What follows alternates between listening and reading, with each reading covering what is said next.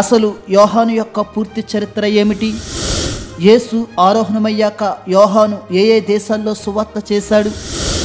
అసలు యోహాను ఏ విధంగా మరణించాడు అనే విషయాలు ఈ వీడియో ద్వారా పూర్తిగా తెలుసుకుందాం.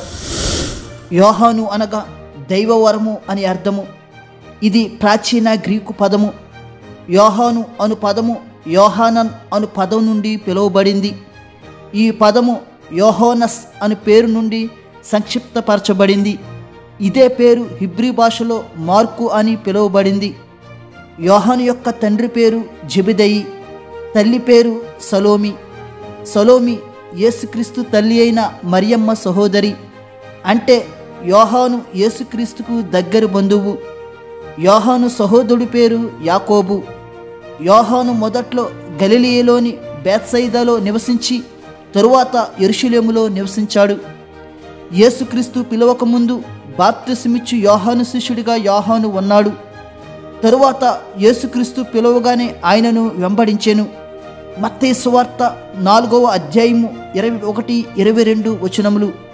ఆయన అక్కడి నుండి వెళ్ళి జెబెదయి కుమారుడైన యాకోబు, అతని సహోదరుడైన యోహాను అను మరి 2 సహోదరులు తమ తండ్రి అయిన జెబెదయి యొద్ద దోణిలో తమ వలలు బాగు చేసుకొనుచుండగా చూచి వారిని పిలిచెను. వెంటనే వారు తమ దోణెను తమ తండ్రిని విడిచిపెట్టి ఆయనను వెంబడించిరి. యోహాను యాకోబులు తండ్రి దగ్గర దోణిలో వలలు బాగు చేసుకొనుచుండగా యేసు పిలువగానే వలలు దోణెను తండ్రిని విడిచిపెట్టి యోహాను యాకోబులు యేసుని వెంబడించారు. అంటే తల్లిదండ్రులు భక్తిగల యూదులైనందున యోహానులో ఉన్న మెస్సయ్య అను దృఢమైన నమ్మకాన్ని ప్రోత్సహించారు. అందుకే యేసు పిలువగానే ఎప్పటి నుంచో తల్లిదండ్రులు నేర్పిన మెస్సయ్య ఎదురుపడి పిలువగానే యేసులో నూతన జీవాన్ని గడపడానికి సిద్ధపడ్డాడు ఈ యోహాను. తరువాత యేసుక్రీస్తు 12 మంది శిష్యులలో అతి సన్నిహిత 3 శిష్యులలో యోహాను ఒకడు. ఎక్కువగా పేతురు యోహానులు కలిసి ఉండేవారు. వీరిద్దరూ మంచి మిత్రులు కూడా. యాయీరు కుమార్తెను బ్రతికించినప్పుడు మరియు యేసు యొక్క రూపాంతర సమయమందు మరియు గెత్సెమనే తోటలో యేసు కూడా వెళ్ళిన 3 శిష్యులలో యోహాను ప్రత్యక్ష అనుభవం కలిగినవాడు. అలాగే 2వ రాకడ సూచనలు అడిగిన వారిలో యోహాను ఒకడు. అలాగే యేసు అప్పగింపబడే రాత్రి మేడగదిలో జరిగిన విందులో యేసు రొమ్మును ఆనుకొని అప్పగించువాడు ఎవడు అని అడిగినవాడు యోహాను మాత్రమే. అలాగే గొల్గోతా కొండ దగ్గర యేసు సిలువు దగ్గర నిలుచున్న వారిలో మరియమ్మ తల్లితో పాటు యోహాను కూడా ఉన్నాడు. అప్పుడు యేసు పలికిన మాటలు ఏమిటంటే యోహాను సువార్త 19వ అధ్యాయము 26-27 వచనములు. యేసు తన తల్లియు తాను ప్రేమించిన శిష్యుడను దగ్గర నిలుచుండడు చూచి, అమ్మా ఇదిగో నీ కుమారుడు అని తన తల్లితో చెప్పాను. తరువాత శిష్యుని చూచి ఇదిగో నీ తల్లి అని చెప్పాను. ఆ గడియ నుండి ఆ శిష్యుడు తన ఇంట చేర్చుకొనెను. ఈ లేఖనంలో తాను ప్రేమించిన శిష్యుడు అంటే యోహాను.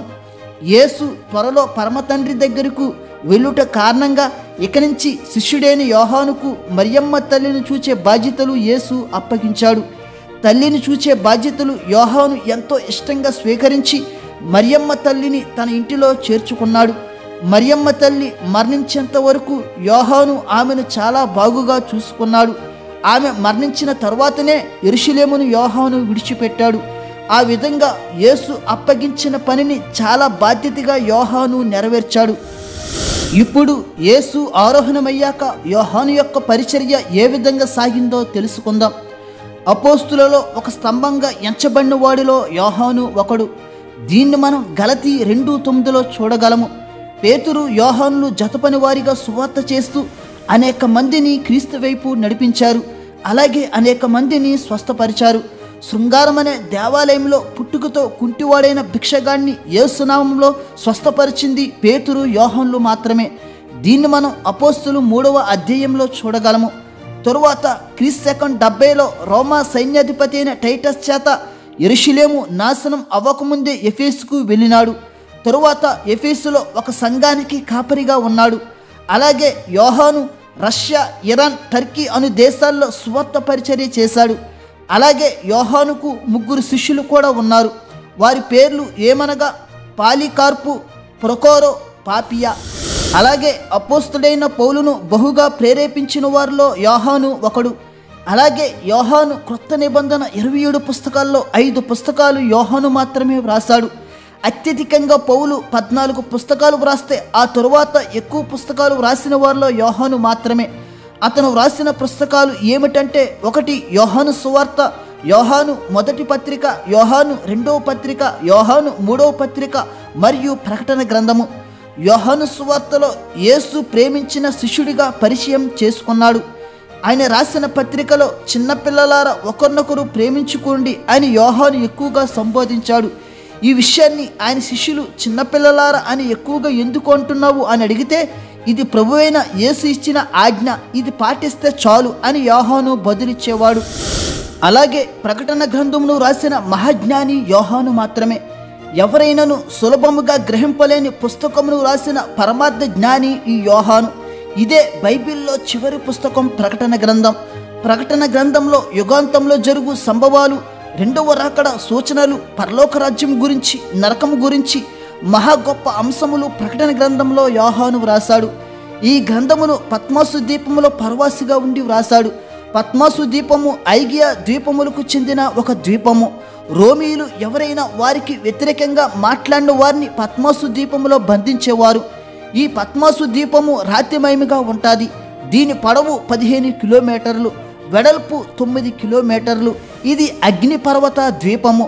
రాజైన దోమశయ ఆజ్ఞ మేరకు యావజ్జీవ శిక్షగా పద్మాసు ద్వీపమునకు యోహాను పంపబడ్డాడు. తరువాత 18 నెలలు శిక్ష అనుభవించిన తరువాత నూతన రాజైన నెర్వా వలన విడుదల చేయబడ్డాడు. ఈ పద్మాసు ద్వీపములో ఉన్నప్పుడే యోహాను ప్రకటన గ్రంథం వ్రాసాడు. పద్మాసు ద్వీపమునకు యోహాను పంపబడడానికి అసలైన కారణము కూడా ఉన్నది. అది ఏమిటంటే, ప్రకటన గ్రంథము 1వ అధ్యాయము 9వ వచనం, మీ సహోదరుడును యేసును బట్టి కలుగు శ్రమలోను రాజ్యములోను సహనములోను పాలివాడునునైన యోహానును నేను దేవుని వాక్యము నిమిత్తమును యేసును గూర్చిన సాక్ష్యము నిమిత్తమును పద్మాసు ద్వీపమున పరవాసినైతిని.